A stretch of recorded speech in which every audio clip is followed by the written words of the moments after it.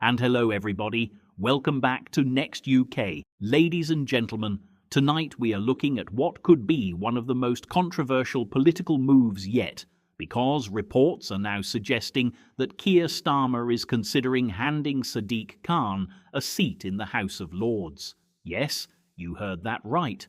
After years of rising crime, growing public frustration, and serious questions over leadership in London, the man at the centre of it all could be heading for a promotion. And people are asking one very simple question. Reward for what exactly? Is it for London's record levels of phone theft? Is it for knife crime hitting new highs? Or is it for a city where many no longer feel safe walking its streets? Because tonight, this isn't just about politics. This is about accountability. This is about a Prime Minister who, according to critics, is once again rewarding failure instead of fixing it. And when questioned, the answers? Well, there weren't any. Instead, we saw deflection, we saw frustration, and we saw a growing anger, not just from politicians, but from the public themselves.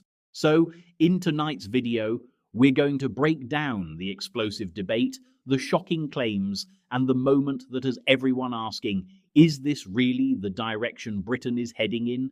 Did you know over 95% of our viewers aren't subscribed? Subscribing is free and helps us create more great content. Hit subscribe now and join our community. Strong feelings about Sadiq Khan. I hate him. Honestly, I really do. There's literally probably a couple of politicians in my life I've absolutely viscerally loathed, and he is one of them. We have the highest knife crime offences in history. We have the highest crime rate in London in history. It's gone up every single reported year other than the COVID year. The thefts are the highest they've ever been. Sexual offences are the highest they've ever been. As you have just seen, he denied existence of the Pakistani Muslim grooming gangs as we've seen in the north of England because he was desperate, wasn't he, for Susan Hall to outline their ethnicity so that he could cry racism. Why? Because Sadiq Khan loves racism. He loves the far right because he needs them, because without them, he has got nothing else. Meanwhile, nightlife, dead. You cannot drive anywhere in London because it is complete and utter gridlock, and he still fleeces motorists in every single way possible, with the ultra-low emission zone, with putting up the congestion charge. Now, he wants to charge you for having a family car, for having a small SUV that you've probably just bought to get away from the ultra-low emission zone. He causes division right, left and centre. He is the most repellent little runt in politics. He is everything but wrong with this country. And I would not be sticking him in the House of Lords. I won't tell you where I'd like to stick him. OK. But apart from that, he's doing OK, isn't he? Seb, you, I think, take a different view on Sadiq Khan. I take a contrasting view, shall we say. Sadiq Khan is, by every measure, a very successful politician. Hilarious. He's been re-elected. He's been elected 3 times. That doesn't mean he's good at his job. That means the public in London want him, and I want him. I'm very proud to live in a London where Sadiq Khan is our mayor. He's brought down air quality. Our children are breathing better. He's improved air quality. He's brought down rates of PO2 and all the rest of it. He has improved crime. The murder rates have drastically fallen. That's the only one. I mean, is that the benchmark? No, genuinely, Sebastian, is that the benchmark? It's not a game. Crime is not a game, of a successful city that you don't get murdered? So where do we think the crime capital of the UK is? Seb, where do we think the crime capital of the UK is? He's talking a great fiction at the moment. It's not London. It's Cleveland.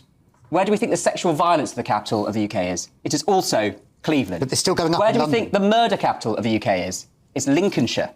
Where do we think the knife crime capital of the UK is? It's the West Midlands. London, a city of 9 million people, is none of those. It is a diverse, cosmopolitan city. It's not perfect, but it's our city, and I'm very proud to live here. I'm very proud to have stats are going up year after year after year. But they're not, though. They are. They're not. They absolutely are. I've got them here. Let me just say now, I work in London 3-4 times a week. If you honestly believe that London is safe, you are away with the fairies, Sebastian. I live in London every day. I wake up in London, I go to sleep in London, I work in London. It is not safe. I am safe. I'll tell you what now. Go and ask the average woman on the street of London or in Essex, where I'm from, if they feel safe in London. The majority will say they do not. And the stats back that up. There is a rape reported every 57 minutes. There are women in every town of this country that would tell. Oh, that's all right then. No, that's not all right then. Please don't put words into my mouth. But this is not a London problem. Right. There's a chap. But just before we go to you, Anna, because I want to introduce this gentleman on the front row who's got a microphone and a point to make, I believe. What did I say, sir? I just wanted to ask the panel, do you feel that this is just another desperate attempt by the Labour Party to pander to the Muslim vote by putting Khan in the House of Lords? I think they're trolling us. I honestly think Keir Starmer now is at the point where he knows they're going to be out of power and they're going to do as much damage as they can while they're in power. Look, as Christo said, I despise Keir Starmer, everything that he stands for, and I despise Sadiq Khan. I think they're two of the worst politicians that we've had in decades. And it seems like they want to wind up the average Brit as much as they can before they're out of power. Go on, no, I mean, what this is an attempt to put someone, to cosy up to somebody. Keir Starmer's weak. Khan has been one of his biggest critics. Khan backed Burnham, remember, and to take over from Starmer. And Starmer is cozying up to him. But this is the biggest reward for failure that I think we've seen so far this year, if this happens. You know, this is a man who's put your taxes up in London. He's put the cost of driving your car up in London. He's put your train fares up. He's put your rents up. He's put cameras absolutely everywhere. And he's put... What rents? What taxes? If you're renting in London, Sebastian, your rents have gone up. Yes, Sadiq Khan has not put those up. They're dictated by the private market. Because he hasn't managed to build any of the housing that he said he was going to. Well, he hasn't managed to build the housing in the numbers that he said he was going to. Built a third of what he promised before the election. Yeah. Affordable housing starts were a record in some years. Starts being the operative word, and those are where the figures come from. How many were finished? You cannot control the housing market. If a developer wants to stop building something, they can and they will. Well, hang on a minute. Who agrees with me this is the biggest reward for failure ever if he gets a peerage?